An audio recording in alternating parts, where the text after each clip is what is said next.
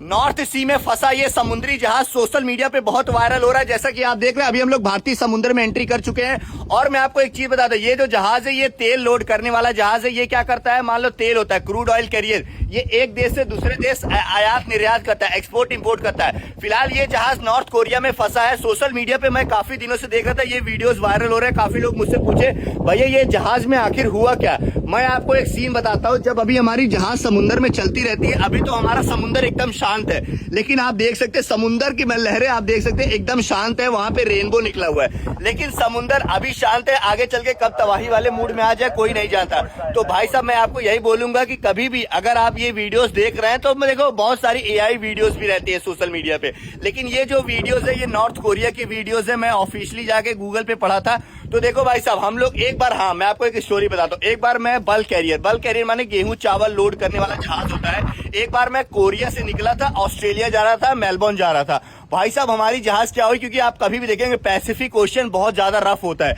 हम लोग भाई साहब ऐसे लोड करके निकल गए। अचानक से क्या हुआ, सामने हमारे जहाज पे देखो ये जो जहाज एरिया है और ये तो मान लो कंटेनर शिप है, लेकिन जो बल्क कैरियर होता है वो अलग जहाज होता है। हम लोग भाई साहब सोचो उस समय अगर हमारे जहाज में देखो यहाँ पे क्या होता है ना, ये जहाज में जैसे ये है वहां पे एक हैच कवर होता है। हैच कवर माने ऐसे खोलने और बंद करने वाला होता था भाई साहब। हाँ ये हैच कवर होता है, ये हैच कवर है। और मान लो वहां पे तो बड़ा था थोड़ा सा, तो अचानक से क्या हुआ, समुद्री लहरें कभी कभी ना, क्योंकि ये जहाज तो ऊंचा है लेकिन वो जहाज छोटा था, तो भाई साहब ये टूट गया। उसके बाद इसके अंदर पानी भरना चालू हो चुका, क्योंकि 2.5 दिन लगातार समुद्र खराब था, कोई आगे की तरफ आया नहीं।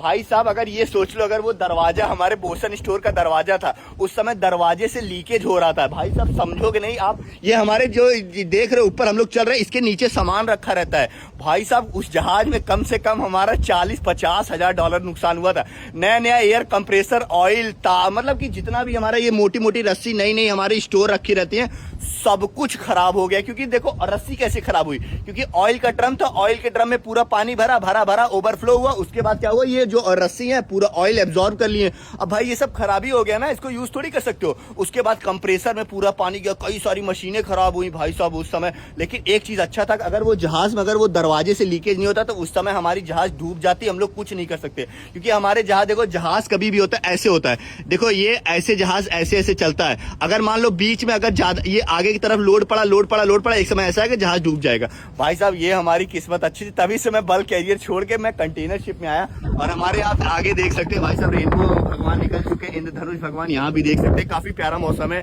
और भारतीय समुद्र का तो मौसम हमेशा ही प्यारा होता है। ठीक है, धन्यवाद।